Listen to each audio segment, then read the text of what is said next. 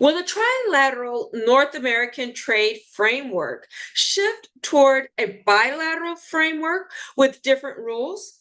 In other words, since the United States chose to not renew the US-Mexico-Canada Agreement, or the USMCA, will the United States enter into a separate bilateral agreement with Mexico and another with Canada? Well, it is too early to know. However, the latest U.S. announcement gives exporters several developments, including the possibility of two separate agreements, which should be on your radar.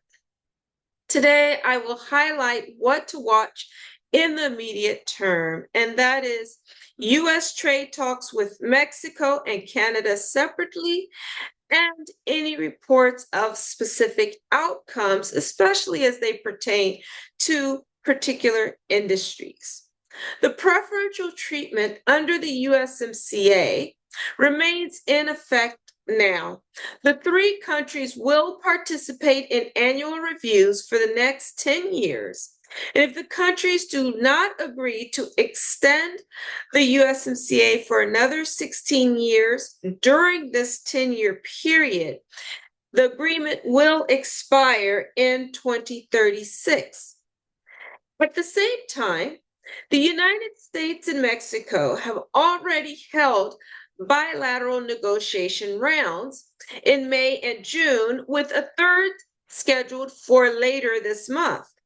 Now, there have been reports of meetings and informal talks between the United States and Canada. Should the trilateral framework become fragmented into two separate bilateral agreements, exporters may face differing trade rules, such as regional value calculations, which I discussed in an earlier video and I put in the description below, and compliance requirements. Now, these changes or these different rules for different agreements may affect administrative and compliance costs. Now, I encourage you to not just watch what we follow about what is happening with the USMCA since last week's announcement of the United States to not renew the deal. I encourage you to follow our newsletter, which provides a framework for your company to act today to stay prepared for trade with North America and beyond.